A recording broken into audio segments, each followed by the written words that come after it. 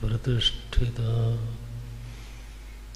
मनो मे पाचि प्रतिष्ठितम्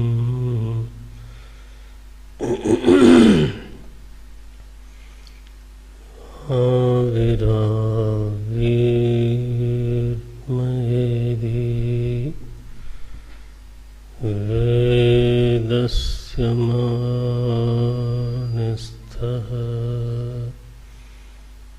श्रुतं मे मा प्रहासीः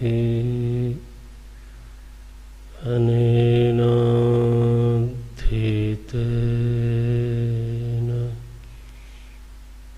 अहोरात्रान्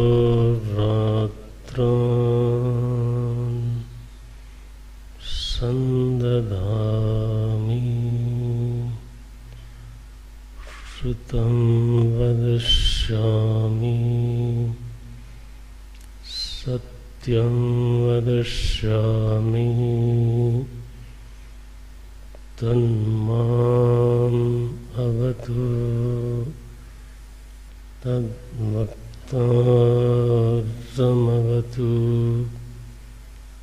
अवतु माम् अवतु वक्तारम्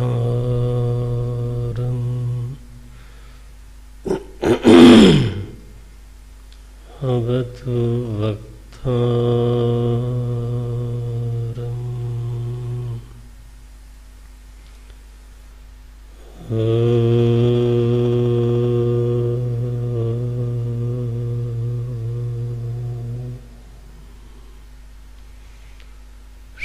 शान्ति शान्ति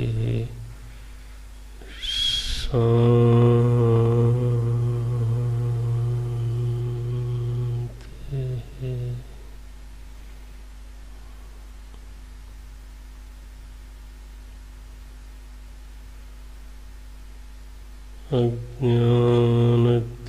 अज्ञानतिमिरान्धस्य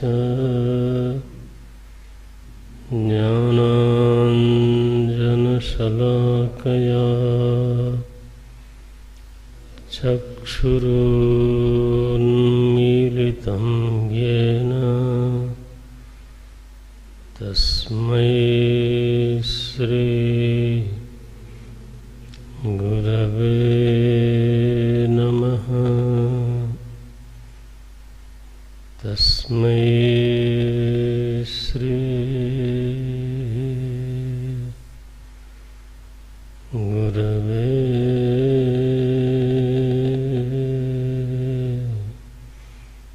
नमः।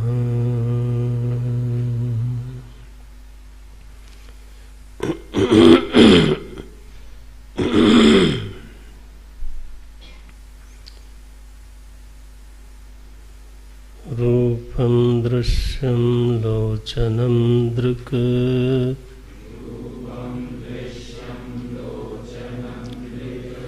तदृश्यं दृक्तु मानसम्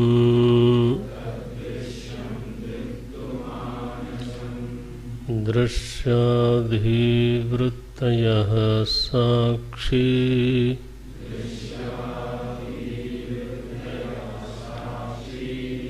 दृगेव न तु दृश्यते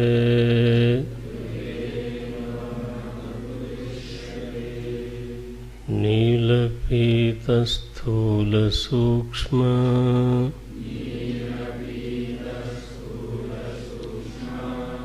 ह्रस्वदीर्घादिभेदतः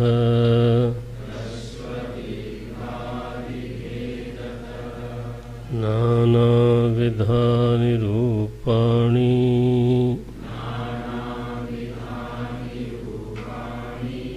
पश्येत् लोचनमेकधा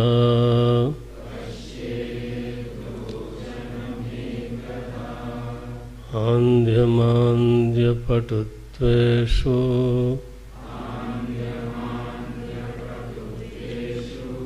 नेत्रधर्मेषु चैकधा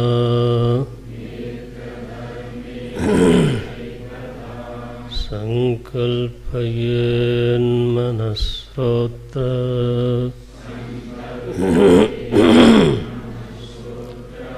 त्वगादौ योज्यतामिदम्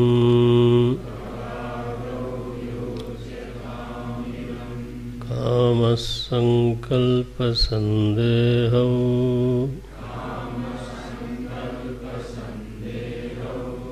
कामसंकल्पसन्देहौ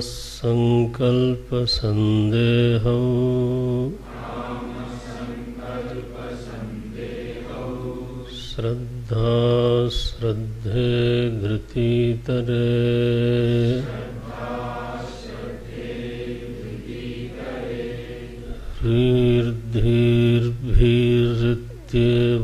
ह्रीर्धीर्भिरित्येवमादीन्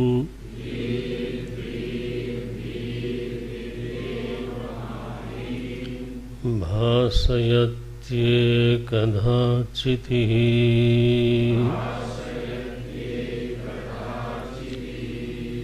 नोदेति नास्तमेत्येषा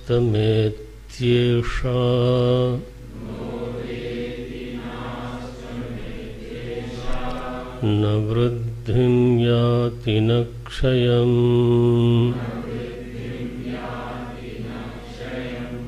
स्वयं विभात्यथान्यानि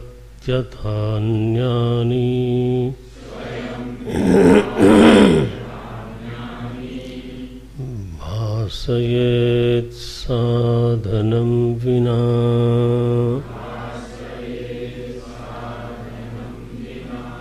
भासयेत् साधनं विना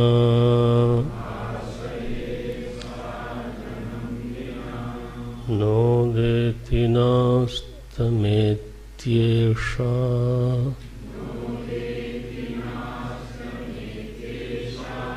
न वृद्धिं याति न क्षयम्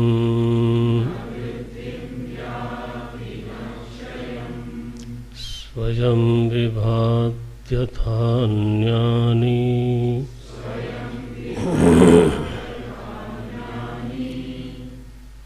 भासयेत् साधनं विना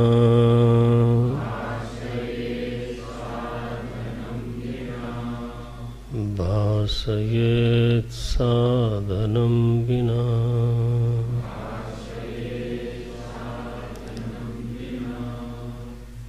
भासयत्येकधा चितिः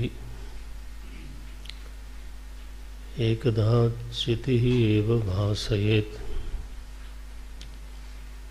सो धीवृत्तियों का जो दृक् तत्व है, धीवृत्तियां जिससे प्रकाशित होती हैं,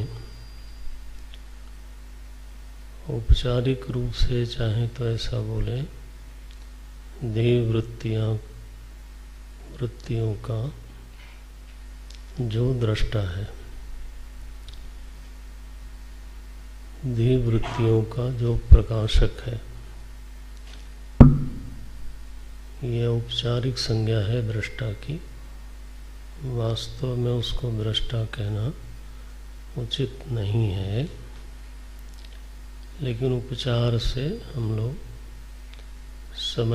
समझने समझाने के लिए बोलते हैं। जैसे ध्यान देना, जैसे अग्नि के संपर्क में आने पर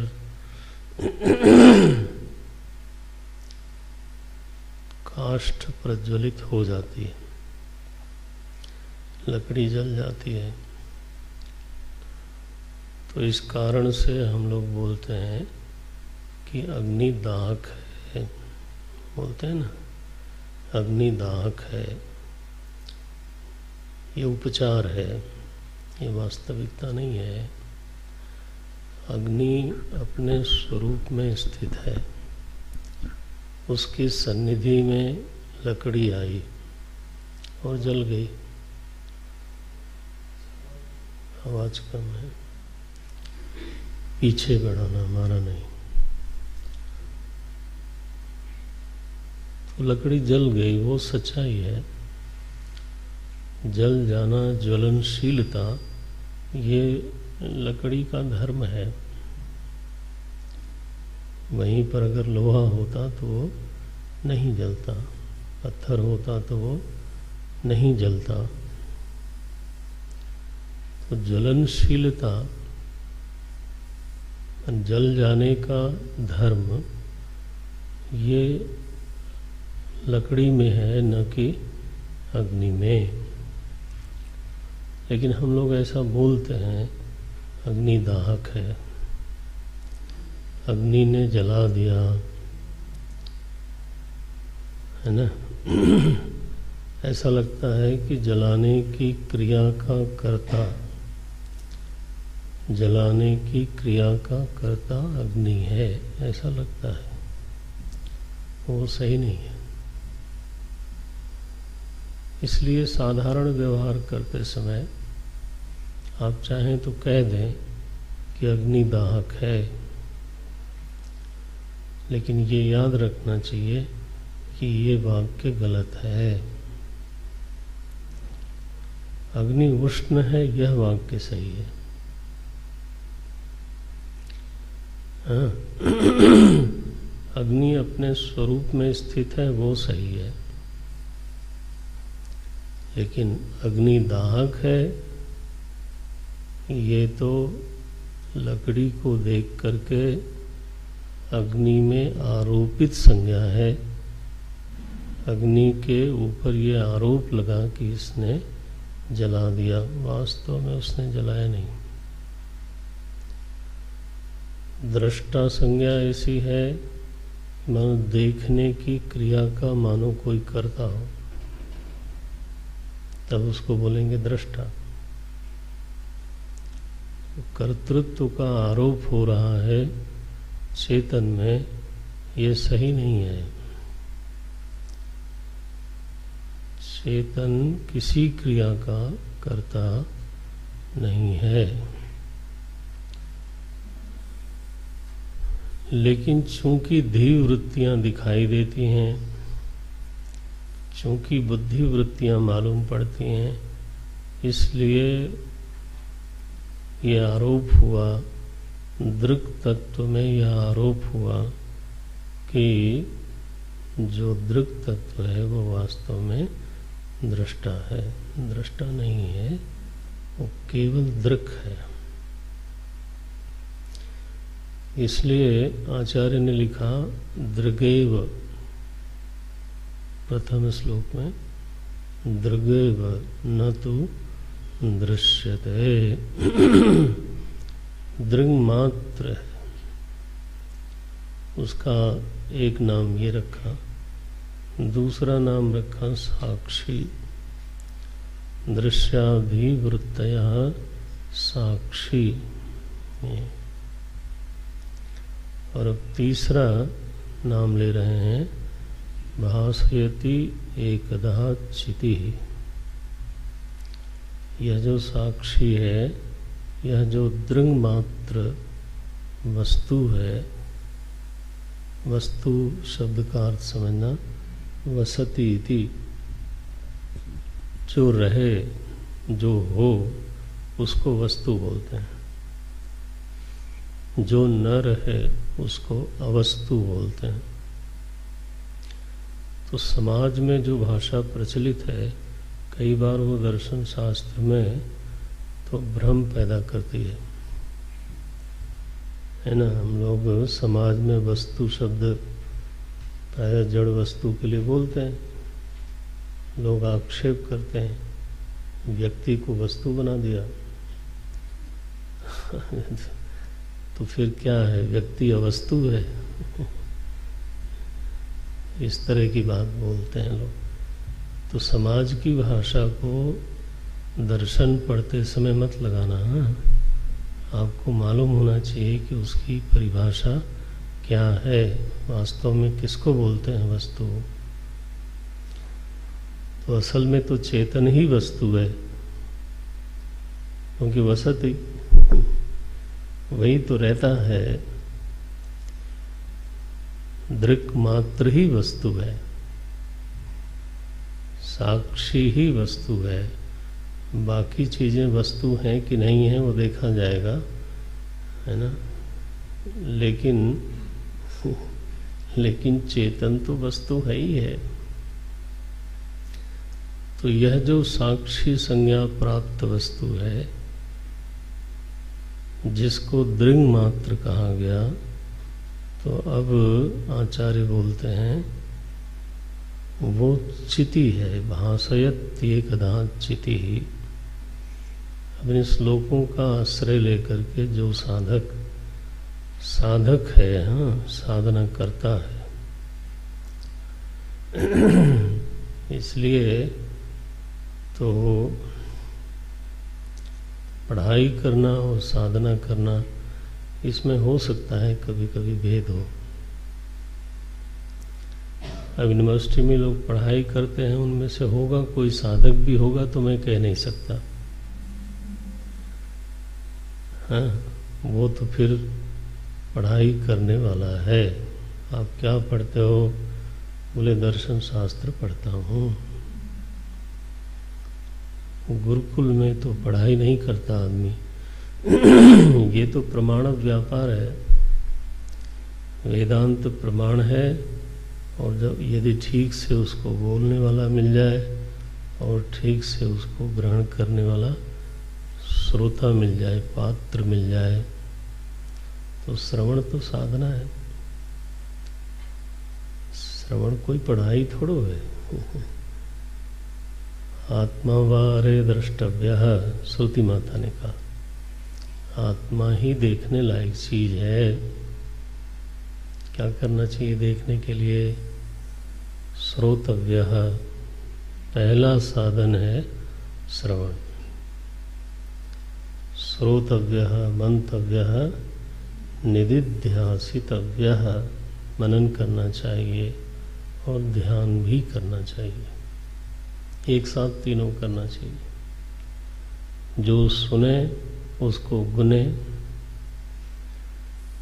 और गुने हुए में मन का सन्निवेश करें, मन को लगावें, उस पर ध्यान करें। तो साधना के बिना तो वेदांत की पढ़ाई का कोई बहुत ग्रहण होता ही नहीं है। तो साधना जरूरी है साथ में। तो अगर इन चारों श्लोकों का आश्रय लेकर के तो घंटे 2 घंटे कोई साधक बैठता हो आश्रय लेकर के, हाँ, तो उसको अपने स्वरूप में यह बात सिद्ध हो जाएगी कि कम से कम यह तो सिद्ध ही है कि एक ऐसी वस्तु है जिसको मैं निर्विवाद रूप से चेतन कह सकता हूँ।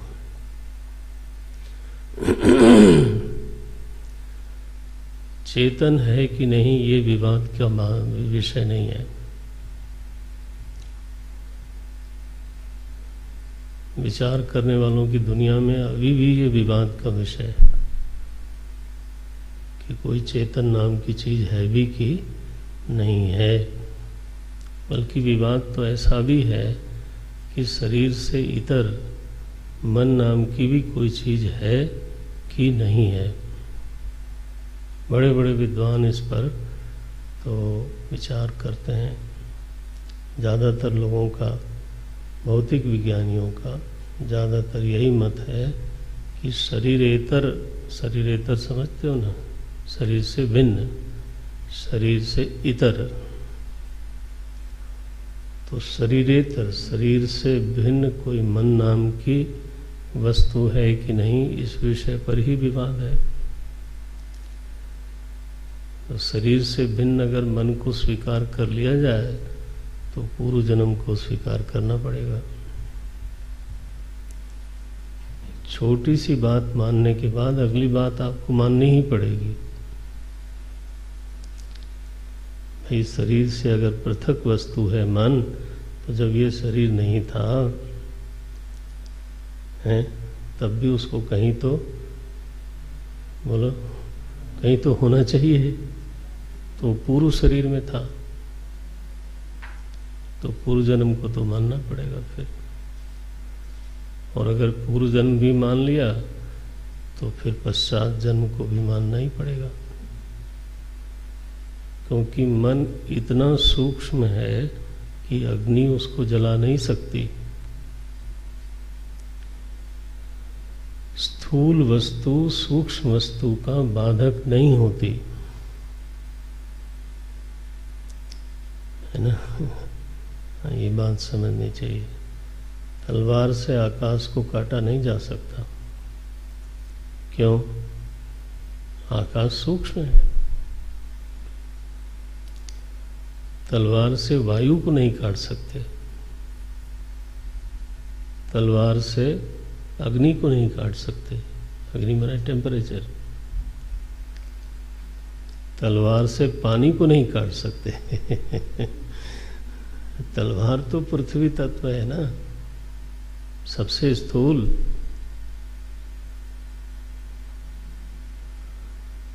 जो वस्तु स्थूल है उस स्थूल के द्वारा सूक्ष्म का विनाश नहीं किया जा सकता। ठीक है। अगर यह निर्णय हो जाए कि मन सूक्ष्म है, पांचों महाभूत से ज्यादा सूक्ष्म है,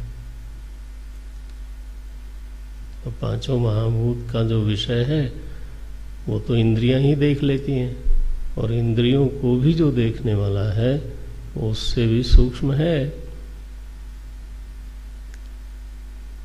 तो मन अगर इतना सूक्ष्म है तो उसको आप शरीर जल जाए तो जल जाए, ठीक है, और शरीर में मस्तिष्क जल जाए तो जल जाए, लेकिन मन कैसे जल जाएगा?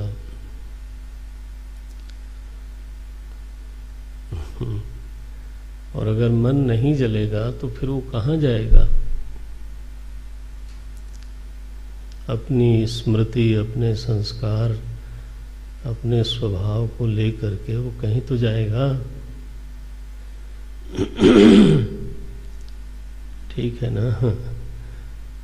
इसलिए पश्चात जन्म को तो आपको इतने पर ही मानना पड़ जाएगा, आप तो बच ही नहीं सकते। फिर पूर्व जन्म को भी मानना होगा, पश्चात जन्म को भी मानना होगा। विचारशील व्यक्ति का ये साहस नहीं हो सकता कि वो न माने। तो इसलिए तो वेदांत के जो विद्यार्थी लोग हैं चैलेंज करते हैं, वो चुनौती देते हैं। विचारकों की गोष्ठी में वेदांत केसरी है महाराज। एक बात स्वीकार करवाई, फिर इसके बाद 20 चीजें स्वीकार करनी पड़ती हैं। नारायण। लेकिन आज तक ये मेडिकल साइंस नहीं मान पाती। इवन जो साइकेट्रिस्ट हैं, जो विज्ञान के वैज्ञानिक हैं, हमने कितने लोगों से ये बात पूछी होगी, डिस्कशन किया होगा कि अभी आप मन के ही वैज्ञानिक हो, तो आप बताओ कि मन से, शरीर से भिन्न मन की सत्ता है या नहीं है? तो वो अभी मान नहीं पाते, उनकी साइंस नहीं मान पाती। तो चेतन वस्तु है कि नहीं है, ये विवाद किताब पढ़ने वाले लोगों के लिए हो सकता है, लेकिन जो साधक है, अगर इन मंत्रों के साथ, इन श्लोकों के साथ अगर वो ध्यान भजन करता है तो उसके सामने तो ये अपरोक्ष सिद्ध है। दृश्याः धीवृत्तयः ग्रंथ याद कर लो तो बहुत आसानी होगी, मनन करने में आसानी होगी। धीवृत्तयः दृश्याः, धीवृत्तियां दृश्य हैं। चौथा श्लोक था। दृश्या धीवृत्तयः साक्षी, ये तो प्रथम श्लोक है। चौथा है काम संकल्प संदेह इत्यादि। तो धीवृत्तियां धीवृत्तियां दृश्य हैं, उनका जो साक्षी है वो जड़ तो हो नहीं सकता। जो प्रकाशित कर रहा है, जिसके प्रकाश में वृत्तियां मालूम पड़ती हैं, वह वस्तु जड़ तो नहीं हो सकती, तो वह तो चेतन है। तो इसलिए चौथे श्लोक के नीचे की पंक्ति में ये बात कही, पहले ही नहीं कही। पहले उसका नाम रखा साक्षी, फिर दूसरा विशेषण किया दृगेव न तो दृश्यते, और अब आकर के बोलते हैं वह चेतन है। भासयत्येकदा चिति ही, वह चेतन है। जो धीवृत्तियां जिससे प्रकाशित हो रही हैं, उस वस्तु को क्या कहें?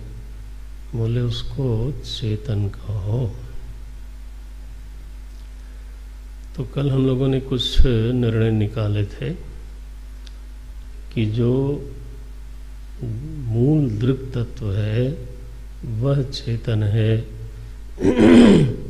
तो दृश्य उससे भिन्न होने के कारण नियम क्या था?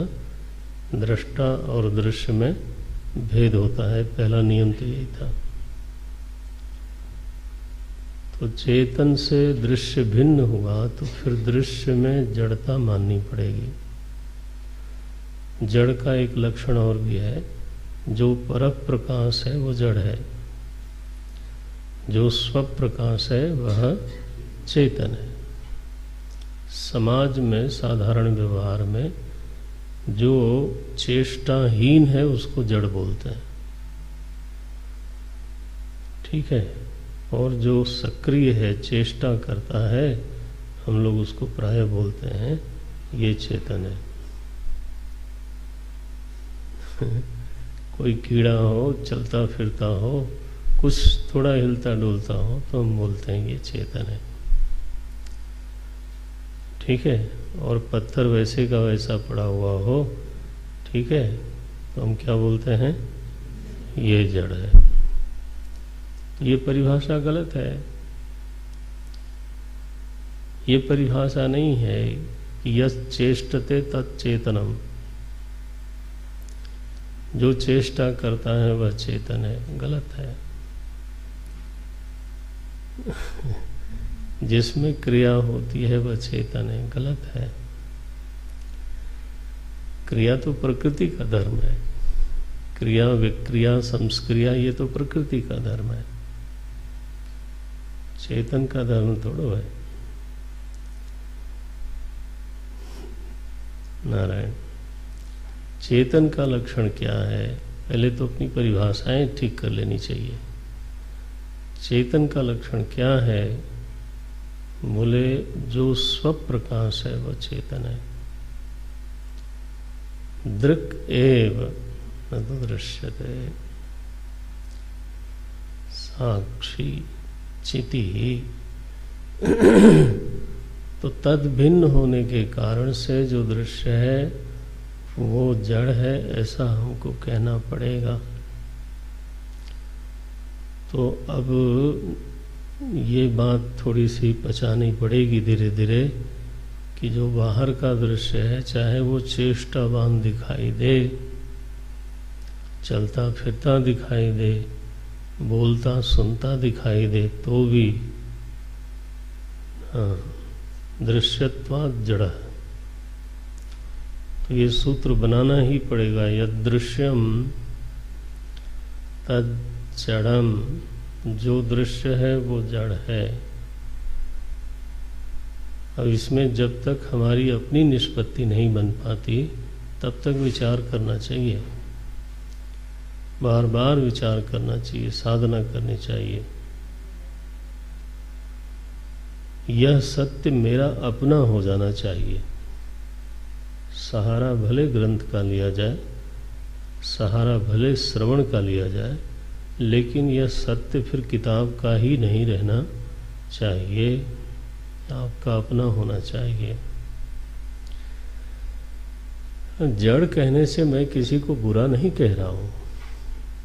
बुरा होना अलग बात है, जड़ होना अलग बात है। ये किसी की निंदा थोड़ो है, ये तो वस्तु का परीक्षण करके निर्धारण है, निर्धारित हो गया कि जो दृश्य है वह जड़ है। नारायण, जो दृश्य है वो बहिरंग है, ये दूसरा सूत्र आया था। कल का अगर मनन किया हो तो मनन जरूर करना, ध्यान रखना। एक बार दो बार दोहरावन होनी चाहिए, मनन होना चाहिए। तो यद दृश्यम तद बहिरंगम, यद दृष्टा तद अंतरंगम। तो जो दृष्टा है वो अंतरंग होता है, अनुभव सिद्ध है, इसमें विवाद क्या करना है। बोले ये तो पढ़ना पढ़ाना है, पढ़ना पढ़ाना है, ये अनुभव सिद्ध है, इसमें विवाद क्या है। ये तो अपरोक्ष अनुभव है कि जो दृश्य है वो बाहर है, जो दृष्टा है वो भीतर है, जो अंतिम दृष्टा है, जो मूलभूत दृष्टा है वो सर्वांतर है, ये तो कह ही सकते हैं। और जो सर्वांतर है वो आत्मा शब्दवाच्य है, उसी को आत्मा बोलते हैं। स आत्मा सर्वांतरः, श्रुति माता बोलती हैं, जब आप लोग उपनिषद पढ़ोगे तब आएगा ये। जो सर्वांतर है वो आत्मा है।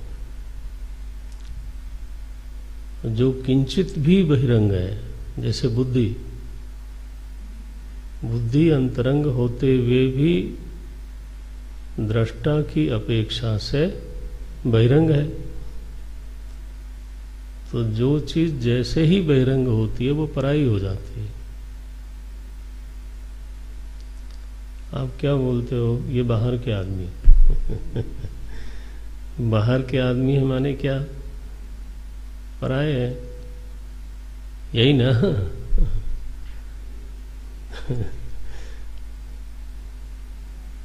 तो ये आपकी अपनी अनुभूति है, इसमें कुछ जोड़ने घटाने का कोई मतलब ही नहीं। तो ये दूसरा सूत्र हो गया। पहला था यद दृश्यम तद जड़म, यद दृश्यम तद बहिरंगम, यद दृष्टा तद अंतरंगम आत्मा इति। ये सूत्र बना लो। तीसरा ले, जो दृश्य है वो साकार होता है। पढ़ने का टाइम नहीं है, श्रवण का टाइम है।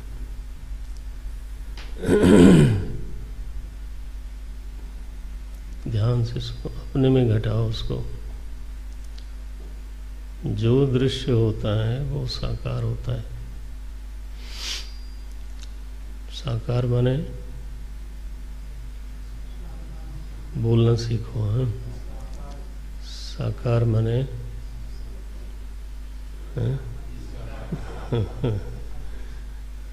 साकार माने जो जिसकी सीमा हो। वेदांत है भाई, इसको बहुत समझ समझ के चलना होता है। ये श्रुति का शिरोभाग है। अभी आपने साधना पंचकम में पढ़ा, श्रुति शिरः वाक्यम समाकर्णिताम पढ़ा ना, तो ऐसे ही थोड़ा बोल गया श्रुति शिरः। श्रुति का शिरोभाग है, मानवीय मनीषा का उच्चतम शिखर है, इसलिए बहुत सावधानी चाहिए। एक एक शब्द बिल्कुल ठोंक बजा के, एक एक शब्द का जो सही सही धर्म लक्षण है वो जानना चाहिए। भाई आकार तभी बनेगा ना जब उसका सीमा बन जाए। भारतवर्ष का आकार क्या है? उसकी सीमाएं, ठीक है ना। हम लोगों का आकार क्या है? कोई चित्रकार बनाएगा तो क्या बनाएगा? सीमा बनाएगा। तो साकार उसको कहते हैं जिसकी सीमाएं हो, जो एक घेरे में आ जाता हो उसको साकार बोलते हैं। तो इस परिभाषा के अनुसार शब्द भी साकार है। यह नेत्र भाष्यम तदेव साकारम इति न, जो आंख से भासता है केवल वही साकार है, ऐसा नहीं है। शब्द के बारे में भी तो आप ऐसे ही बोलोगे ना, शब्द ऐसा है, इतना है, नाप लिया ना आपने। तो नापा कैसे? इतना है, इतना नहीं है। उसको डेसिबल बोलते हैं लोग आजकल। तो स्पर्श भी साकार है, बहुत सूक्ष्म है। जब आप बोल देते हो कि ये कठोर है, तो बिना नापे बोल दिया कि ऐसे ही बोल दिया? आपने नाप लिया ना कि यह कठोर है, ये कोमल स्पर्श नहीं है।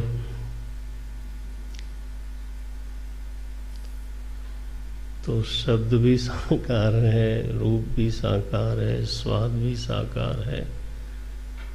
जितने भी दृश्य हैं वो सब के सब साकार हैं। गंध भी साकार है, उसका एक आकार है, ऐसी है ऐसी नहीं है, यहाँ है वहाँ नहीं है। ये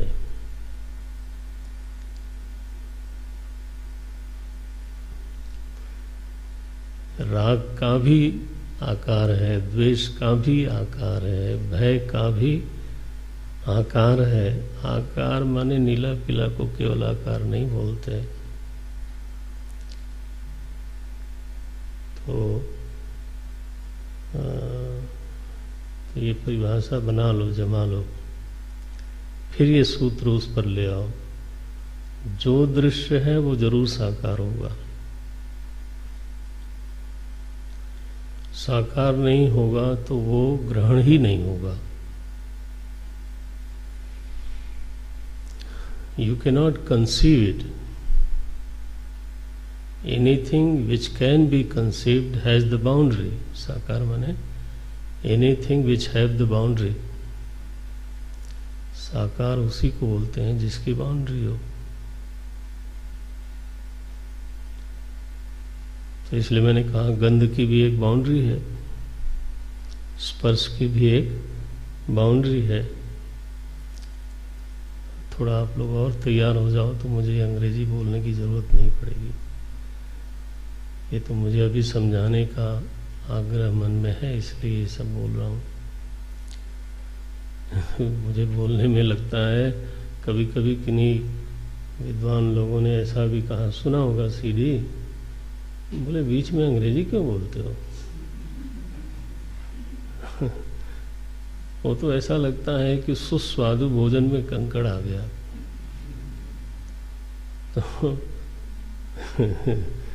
तो मैं शायद प्रयाग में था या ऋषिकेश में रहा हूँगा, तो वहाँ पे मैंने कहा आप लोग सामने होते हो तो मैं एक शब्द भी अंग्रेजी का नहीं बोलता, लेकिन अब जो लोग हमारे सामने हैं वो सब अंग्रेजी के विद्वान लोग बैठते हैं कई बार।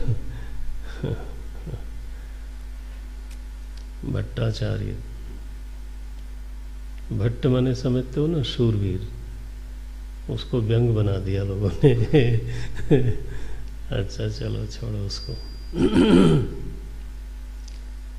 तो anything which has the boundary that is साकार, जिसकी सीमा है उसको बोलते हैं साकार। नारायण, तो जो कंसीव करता है ना, जिसको हम लोग ग्रहण कर पाते हैं, वो तभी ग्रहण कर पाते हैं जब वो हमारी बुद्धि के घेरे में आ जाए। तो अगर घेरे में आ गया तो घेरा बन गया, तो फिर आकार तो बन ही गया।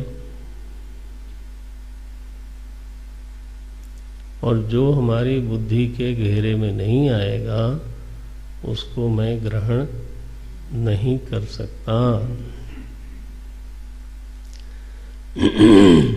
ठीक है नारायण। तो इस सूत्र को बनाओ, पहले नियम बनाओ, ध्यान करो।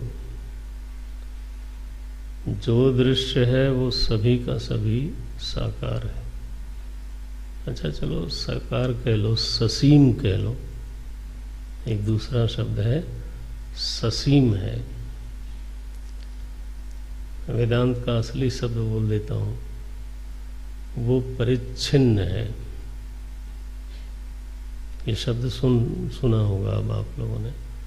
परिच्छिन्न माने परितः छिन्नम, छिन्नम भिन्नम। चारों ओर से जो चीज कटी हुई हो, है ना। जैसे एक पत्थर को काटते हैं, लकड़ी को काटते हैं, छिन्न छिन्न करते हैं, तो वो बस उस सीमा के बाहर नहीं होती। ठीक है ना। उसको बोलते हैं परिच्छिन्न, उसी को बोलते हैं ससीम, उसी को बोलते हैं साकार। चलो उसी को बोले सीमित। तो ये सारे शब्द हैं। तो जो भी दृश्य है वो साकार होगा, ये पक्का है, इसमें कोई विवाद नहीं हो सकता। क्या अभिप्राय है? जो दृष्टा है वो कभी साकार नहीं हो सकता।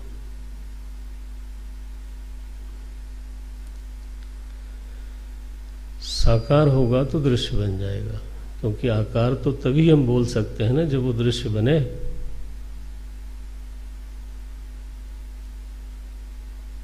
अगर वो दृश्य बन ही गया तो वो तो दृश्य रहा, फिर वो फिर दृष्टा कहेगा। तो जो मूलभूत दृष्टा है वह निराकार होना चाहिए। तो एक एक याद रखना, ये हमारे विचार की निष्पत्तियां हैं, निचोड़ हैं। बहिरंग होने से अनात्मा है, दृश्य होने से जड़ है, साकार होने से सीमित है। 3 हो गया ना। दृष्टा को विपरीत लक्षण बना लो तो स्वप्रकाश होने से चेतन है। चिति शब्द 4थे श्लोक में है। दृष्टा होने से और दृश्य कभी नहीं बनने के कारण न तो दृश्यते, कभी भी दृश्य नहीं होने से दृष्टा में आकार की सिद्धि नहीं हो सकती। आकार की सिद्धि यदि नहीं है तो फिर वो कैसा होगा? निराकार।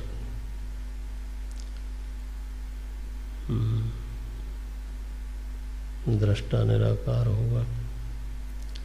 अगर ये तय हो जाए कि वो निराकार है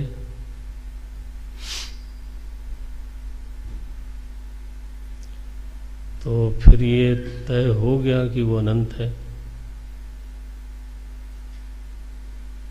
उसको फिर आप पलट नहीं सकते। फिर निस्सीम है, असीम है, ये तो कहना ही पड़ेगा। तो जो चेतन है वो अंतरात्मा है, वो अंतरतम है, वो निराकार है। निराकार होने से अनंत है।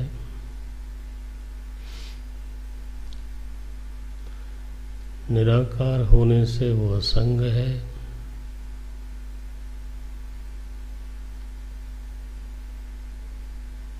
सावयव वस्तु जो होती है उसी का संग होता है, उसको छू सकते हो। सावयव माने साकार, अवयव सहित।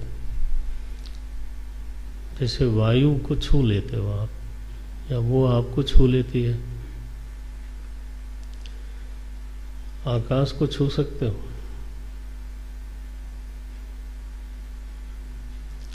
हेतु क्या है? क्यों नहीं छू सकते? निर्वयवत्वात्,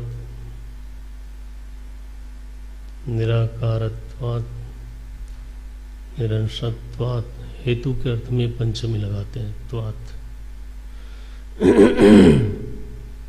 निर्वयवत्वात्, जहाँ तक हो सके सीधे बैठना, है ना। गुरु जी बोलते थे कि अगर बैठने में ही प्रश्नवाचक चिन्ह बना दिया, प्रश्नवाचक चिन्ह देखा है ना, ये उसका सिर हो गया, फिर ऐसा जाता है, फिर ऐसा जाता है। तो हम लोग कई बार जो है बैठते ही प्रश्नवाचक चिन्ह बन के तो फुल स्टॉप कहाँ से आएगा? नहीं, मैं कोई आग्रह नहीं कर रहा हूँ, लेकिन जहाँ तक हो सके सीधे बैठने का अभ्यास। ये भी अभ्यास के कारण ही है कि हम टेढ़े मेढ़े बैठते हैं। किसी ने कभी टोका नहीं। हम तो जब यहाँ पढ़ने आए थोड़े दिनों बाद ये समझ में आया कि अध्ययन की पद्धति अगर शुरू से ऐसी होती और विश्वविद्यालय में भी इस तरह से अध्ययन अध्यापन होता तो हमारे इस भारतवर्ष में कितने बड़े बड़े विद्वान पैदा होते। केवल दर्शन के नहीं, पद्धति ऐसी हो तो हर विद्या में भारतवर्ष शिखर पे पहुंच जाता। लेकिन हम क्या करें हम लोग तो पश्चिम के अनुगामी हैं, हमेशा अनुग बने रहते हैं। अनुज नहीं कहा मैंने, अनुग पीछे चलने वाला।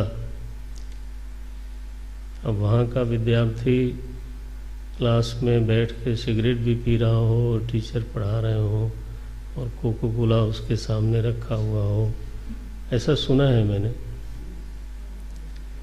तो उस टीचर का बेचारे का पाप उदय हुआ है कि ऐसी जगह जाके वो पढ़ा रहा है। ऐसे विद्यार्थी को पढ़ाने का मतलब है अच्छा खासा पाप किया है टीचर ने। बताइए, आदमी का कोई जो न्यूनतम शिष्टाचार है वो भी न हो तो फिर क्या कहा जाए। अच्छा चलो, आप धीरे धीरे ठीक हो जाओगे। वैसे ज़्यादातर ठीक ही हैं लोग, लेकिन और ठीक हो जाओगे तो हाँ जी। तो दृष्टा निर्विकार है, असंग है। निराकार होने के कारण असंग है। दृष्टा कौन है? आत्मा। आत्मा माने मैं। आत्मा कोई घर छोड़ के तोड़ो आए हो, बोले ये रही आत्मा, बगल में रख देता हूं। ऐसा नहीं कर सकते। आपसे आत्मा जुदा नहीं हो सकती। अगर भिन्न होती तो जुदा कर देते।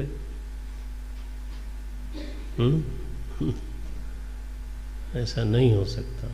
इसलिए कितना बड़ी बात हो गई और कितनी कठिन और आश्चर्य की बात हो गई कि बैठ के हम ये कह रहे हैं कि हम निराकार हैं।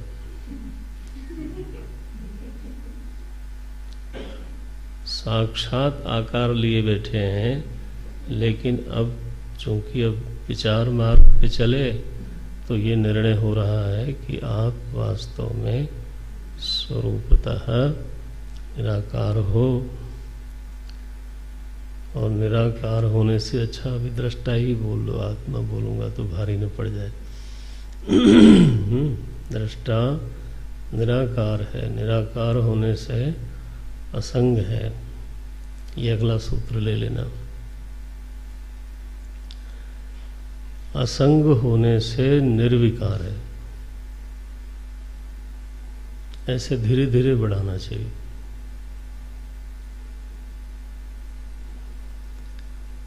विकार कहाँ होता है? किसी वस्तु में स्वयं विकार नहीं होता।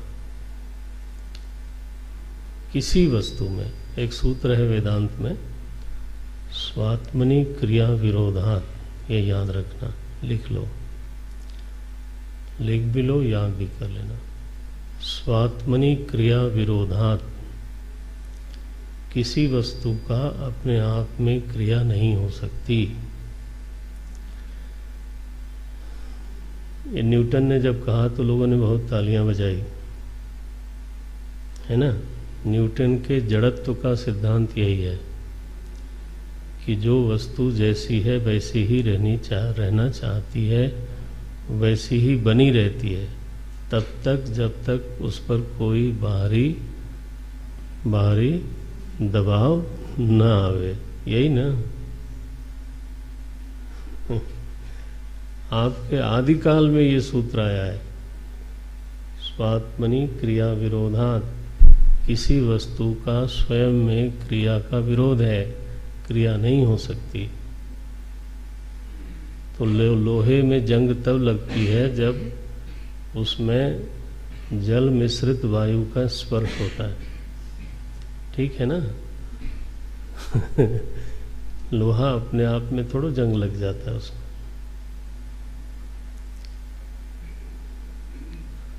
जो वस्तु असंग है उसको निश्चित रूप से निर्विकार होना ही चाहिए। असंग होने से उस पर किसी बाह्य वस्तु का दबाव हो ही नहीं सकता। उसका एक ले देके हम लोगों के पास दृष्टांत है आकाश। आकाश निर्विकार क्यों है? कोई छू ही नहीं सकता उसको। वायु उसी में बहती है, छू नहीं सकती। इतनी जल वृष्टि होती है आकाश में, गीला नहीं हो सकता।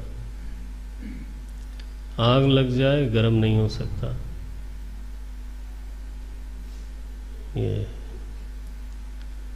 जो निराकार है वह असंग है, जो असंग है वह निश्चित रूप से निर्विकार होता है। नारायण जो निर्विकार है वो अनंत है। अनंत है माने उसका मरण नहीं हो सकता, उसका विनाश नहीं हो सकता। अरे जब विकार ही नहीं हो सकता, विनाश कैसे होगा? तो उसको अविनाशी होना ही चाहिए।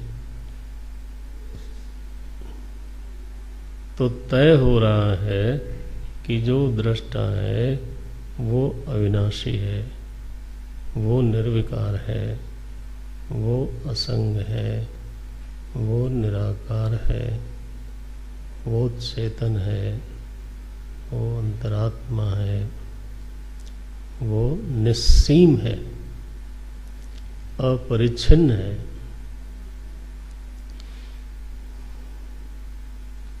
इसका कोई विरोध नहीं कर सकता। हाँ, ये जरूर है कि जब तक विचार न हुआ हो तब तक जो जैसा मानना चाहे वैसा माने, लेकिन अगर विचार हो गया, अगर कहीं विचार हो गया इस बिंदु पर, और इस रीति से स्वतंत्र विचार से काम नहीं चलता, शास्त्र के अनुसार अगर विचार हो जाए तो फिर तो बौद्धिक धरातल पे ही सही चलो, लेकिन कोई और अन्यथा निर्णय हो नहीं सकता। होगा तो यही होगा। नारायण। ऐसा है आपका भासयत्येकधा चिति ही दृष्टा।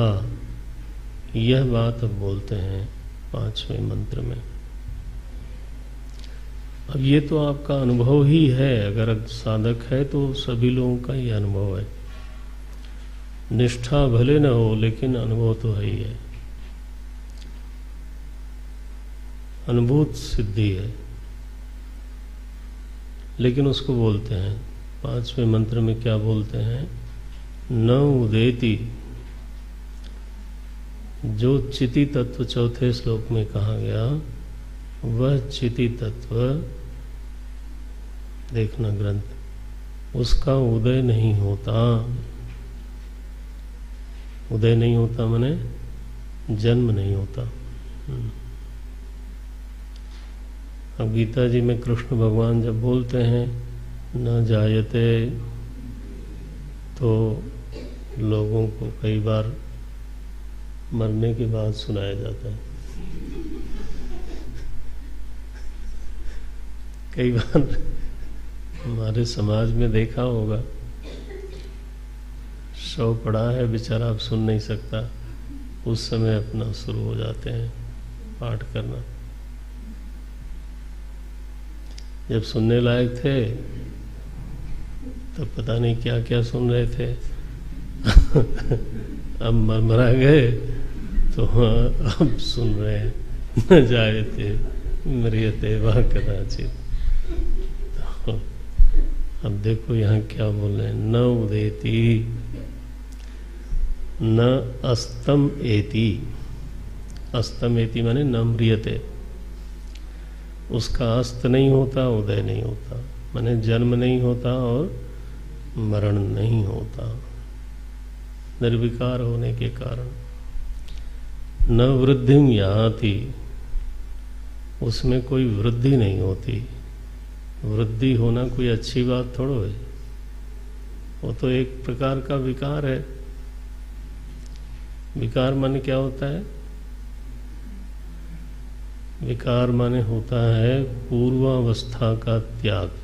परिभाषिक शब्द है, ये ध्यान रखना। पूर्वावस्था का त्याग, नवीन अवस्था की प्राप्ति, इसको विकार कहते हैं, है ना। एक बीज था, उसको बीज में जमीन में डाला गया तो अंकुर निकल आया, तो उसने बीजावस्था का त्याग कर दिया और अंकुर अवस्था को प्राप्त हो गया, ये विकार है।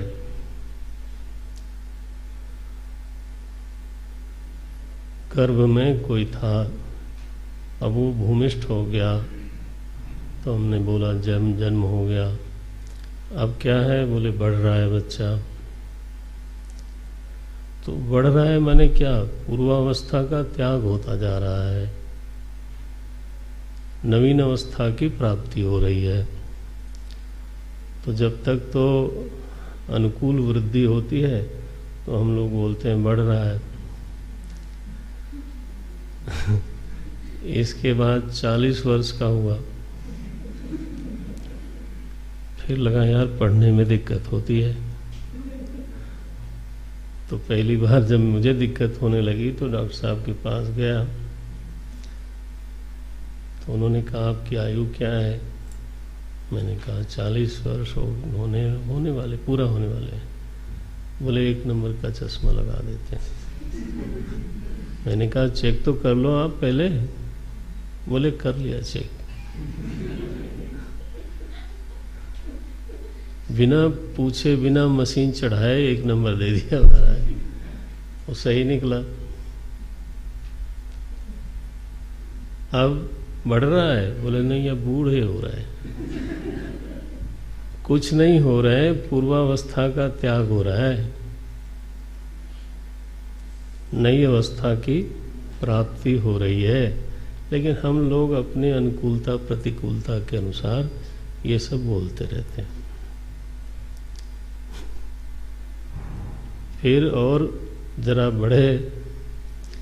बढ़े कि बूढ़े बढ़े तो फिर घुटने में कुछ होने लगा, फिर कानों में भी कुछ होने लगा, फिर और बहुत जगह होने लगता है। यहाँ हर तरह के अनुभव सिद्ध महात्मा बैठे हैं। आपको जिज्ञासा हो तो उन अनुभवी लोगों से आप चाहें तो पूछ सकते हैं कि क्या है असलियत। तो भले दूर बैठना पड़े, वो स्पीकर के साथ बैठेंगे। ये सारे पीछे वाले जो है ना, देखो स्पीकर पीछे लगा है इसलिए वहाँ बैठते हैं, क्योंकि विकार हो रहा है। तो अभिनव अवस्था, ये पारिभाषिक शब्द है, ध्यान रखना। तो अगर चेतन निर्विकार है, उसका अभिप्राय है कि वह कभी भी पूर्वावस्था का त्याग नहीं करता, जैसा है वैसा ही है। इसको बोलते हैं निर्विकार। इसलिए यहां लिखा गया न वृद्धिम याति, वृद्धि को प्राप्त नहीं होता। अगर हो जाए तो खुशी मत मनाना, फिर तो गलती हो गई, फिर तो विकार की सिद्धि हो रही है। न वृद्धिम याति न क्षयम याति, न वृद्धि को प्राप्त होता है न क्षय को प्राप्त होता है, न जन्म को प्राप्त होता है न विनाश को, है बस। कैसा है? चेतन है, निर्विकार है, निराकार है, असंग है।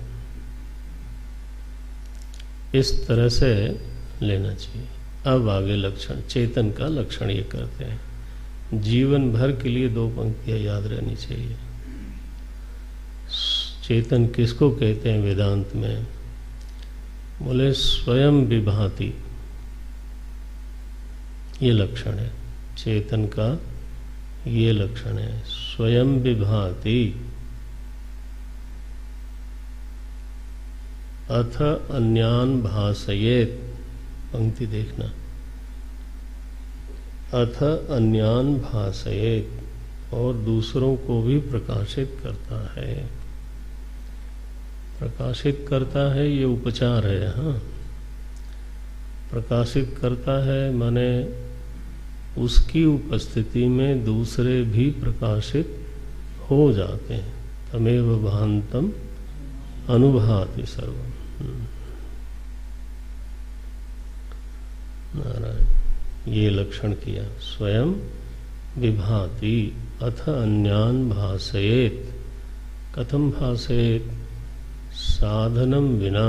ये बहुत खास बात है, क्योंकि बुद्धि भी अन्यान भासयेत, इंद्रियां भी औरों को भाषित करती हैं, लेकिन साधनम, साधनेन, साधनों के द्वारा, करणों के द्वारा। इसीलिए साक्षी की परिभाषा की गई थी, साक्षात ईक्षते इति साक्षी। तो ये वही है, साधनम बिना। साधनम बिना कैसे वाक्य बनाओगे? साधनम बिना अन्यान भासयेत, बिना साधन के औरों को प्रकाशित करता है। और स्वयं स्वयं विभाति, उसको जानने के लिए किसी और की आवश्यकता नहीं है। ये लक्षण है। ये निर्विकारता के लिए ये 4 शब्द दिए। न उदेति, न अस्तम एति, न वृद्धिं याति, न क्षयं याति। ये चिति शब्द की ये व्याख्या हो गई 5वां श्लोक। उसका जन्म नहीं होता, भाई देखा जाए तो अनुभव सिद्ध है, बिल्कुल वृद्धि नहीं होती। निर्विकार है तो काहे को वृद्धि होगी? असंग है तो निर्विकार है। देखा जाए तो इस बात के लिए कोई तर्क देने की जरूरत नहीं है। अनुभव सिद्ध है, अपरोक्ष अनुभव है, सभी का अनुभव है। हाँ, उसमें टिके रहने में साधना लंबी लग सकती है, लेकिन इस अनुभव में क्या आपको नहीं लगता है कि जो भी दृष्टा है वो ऐसा ही है? तो नारायण, लेकिन फिर भी वेदांत में तर्क देते हैं, चेतन का जन्म नहीं हो सकता। इसको हेतु सिद्ध करते हैं, हेतु पर उसका हेतु के कसौटी पर कसते हैं।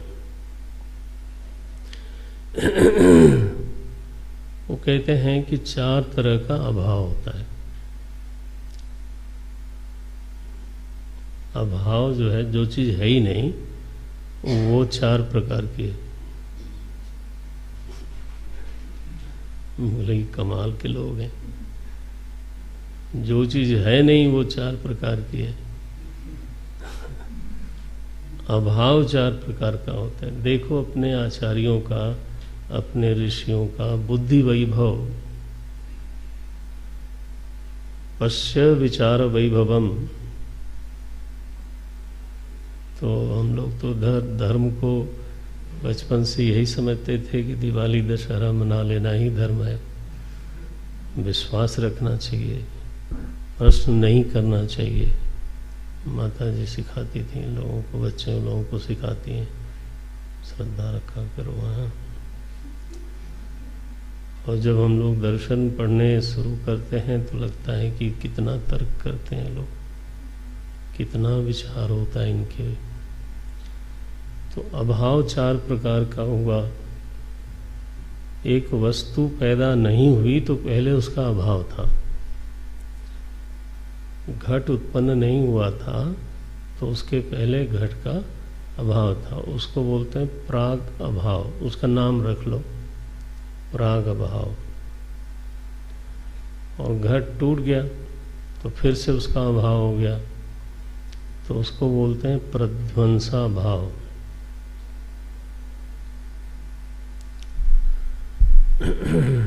प्रध्वंसा भाव। घट में और पट में अंतर है। पट में घट नहीं है और घट में पट नहीं है, दोनों का एक दूसरे में अभाव है। तो इसको बोलते हैं अन्योन्या भाव। अन्योन्या भाव, ठीक है। और एक चीज है जो कभी हुई नहीं, जैसे खरगोश का सींग, आकाश पुष्प, कभी हुआ ही नहीं। तब ऐसी वस्तु के लिए बोलते हैं अत्यंता भाव। तो कितने प्रकार हो गए? 4 हो गए ना। प्राग भाव, हाँ बोलो, प्रध्वंसा भाव, अन्योन्या भाव और अत्यंता भाव।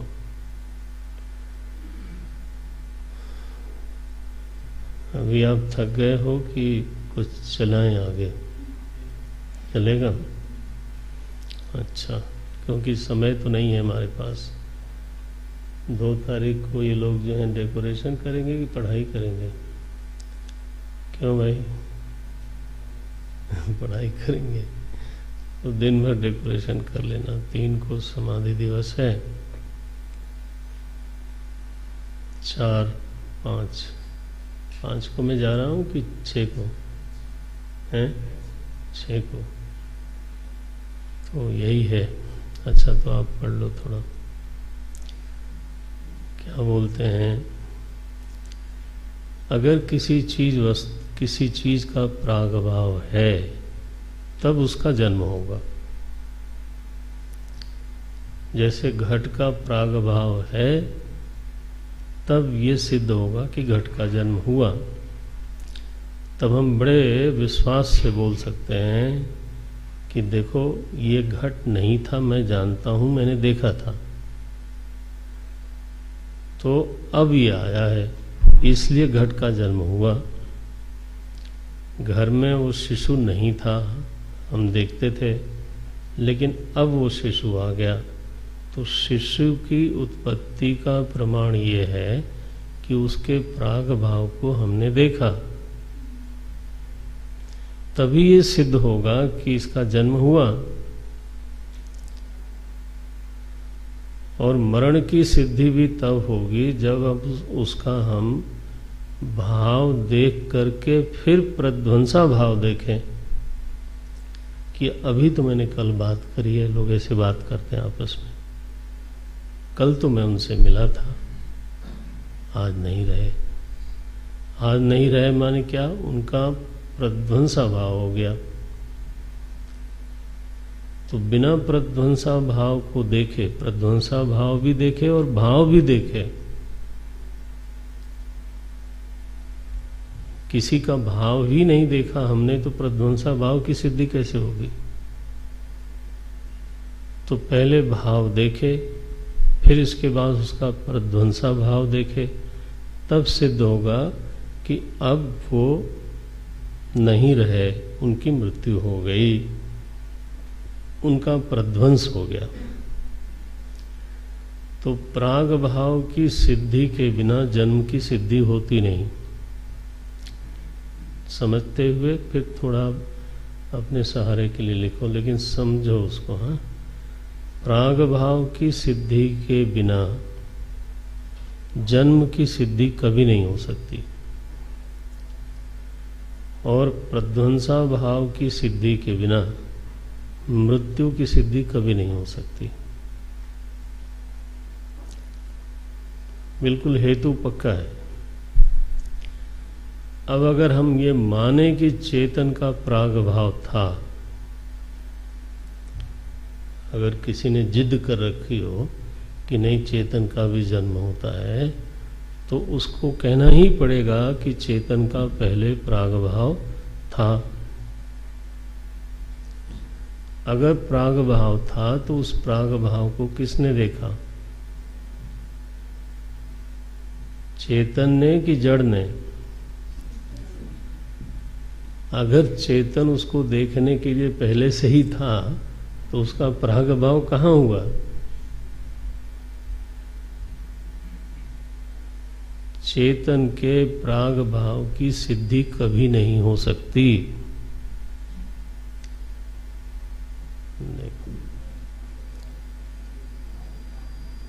जब प्राग भाव की ही सिद्धि नहीं हो सकती है तो तुम जन्म की सिद्धि कहां से कर लोगे?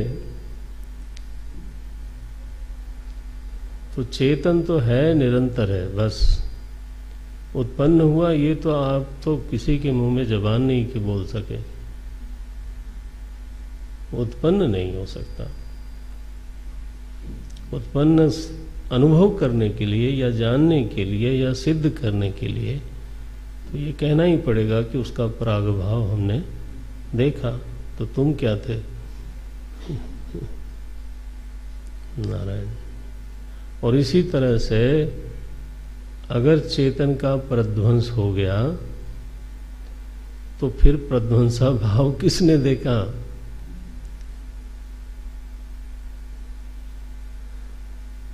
वो कोई देख नहीं सकता। चेतन तो देखेगा तो चेतन को रहना पड़ेगा। तो चेतन तो निरंतर है, न उसके प्राग भाव की सिद्धि होती है, न उसके प्रध्वंसा भाव की कभी किसी के द्वारा सिद्धि नहीं हो सकती। और जब ये प्राग भाव प्रध्वंसा भाव की सिद्धि ही नहीं हो सकती तो फिर जन्म और फिर मरण इसकी सिद्धि का तो कोई सवाल ही नहीं हुआ। तो ये हेतु से भी, अनुभव से तो सिद्ध है ही है। आप इस हेतु पर भी ध्यान रखना। हेतु माने तर्क। आजकल लोग पता नहीं समझते हैं कि हम बहुत तार्किक हैं। तर्क शास्त्र उन्होंने पढ़ा ही नहीं अभी। तर्क का कई बार मैं सोचता हूँ लोगों को क ख ग घ नहीं आता। विद्वान लोग हमारे चुप रहते हैं, इसका मतलब ये नहीं कि उन्हीं को तो तर्क आता है। तर्क संग्रह एक बड़ी किताब है, लेकिन उसको बोलते हैं ये बच्चों के लिए मैंने लिखा है। मोटी किताब है और उस पर बड़ी गंभीर टीका है मुसलगांवकर जी की, बहुत गंभीर टीका है। तो एक से एक तर्क के ग्रंथ हैं जो ये सिखाते हैं कि तर्क कैसे करना चाहिए। तो हम लोग तो बिना सीखे ही तार्किक हैं। तार्किक हैं कि कुतार्किक हैं भगवान जाने। तो नारायण, बहरहाल विचार से यह कभी भी सिद्ध नहीं हो सकता कि अगर वस्तु चेतन है तो उसका जन्म हुआ। ध्यान रखना, जड़ है तो उसका जन्म हो सकता है, क्योंकि उसके प्रागभाव का दृष्टा हो सकता है और उसके प्रध्वंसा भाव का भी दृष्टा हो सकता है। लेकिन कहीं एक बार यह सिद्ध हो जाए कि वस्तु चेतन है, तो फिर वस्तु चेतन है तो फिर उसके प्राग भाव की कभी भी सिद्धि हो नहीं सकती, और न तो प्रध्वंसा भाव की सिद्धि होगी, न आकार की सिद्धि होगी, न ससंगता की सिद्धि होगी, न विकार की सिद्धि होगी। बस एक बार यह बात सिद्ध हो जाए, निर्णय कर लें कि जिसको हम लोग दृष्टा साक्षी कह रहे हैं वह चेतन है। क्यों चेतन है? स्वयं विभाति वस्तु है और वह स्वयं ही जानती है कि वह है। उसके होने के लिए किसी दूसरे की गवाही की जरूरत न पड़े। ये किताब है, इसके लिए मेरी आंखों को गवाह बनना पड़ेगा। ये शरीर ऐसा है, इस बात के लिए भी आंखों को गवाह बनना पड़ेगा। इंद्रियां हैं, इस बात के लिए भी किसी की गवाही चाहिए। बुद्धि है, इसके लिए भी किसी की गवाही चाहिए। लेकिन जो बुद्धि के होने को भी सिद्ध करता है, उसकी सिद्धि के लिए नारायण किसी की गवाही की जरूरत है नहीं। प्रमाणम च प्रमेयम च प्रमाता प्रमितिस्तथा। ये बहुत बड़ा श्लोक है, केवल सुना देता हूँ। यस्य प्रसादात् सिद्ध्यन्ति तत्सिद्धौ किम अपेक्षते। उसकी सिद्धि के लिए किसी दूसरे की क्या जरूरत है, ये बोलते हैं। तो देखो ये ग्रंथ तो साफ हो गया। न उदेति, उदय सिद्धि हो ही नहीं सकती। न उदेति न अस्तम एति न वृद्धिं याति न क्षयं स्वयं विभाति। ये याद रखना, कम से कम 2 पंक्तियां। वैसे तो ये 5 श्लोक आप कल मैं बोलूं तो किताब देखने की आपको जरूरत नहीं होनी चाहिए, हृदयस्थ हो जाए। स्वयं विभाति अथ अन्यान भाषयेत् साधनम विना। ओम तत्सत्। ओम पूर्णमदः पूर्णमिदं पूर्णात् पूर्णमुदच्यते पूर्णस्य पूर्णमादाय पूर्णमेवावशिष्यते। ओम शांति शांति शांति। हरि ओम श्री गुरुभ्यो नमः। हरि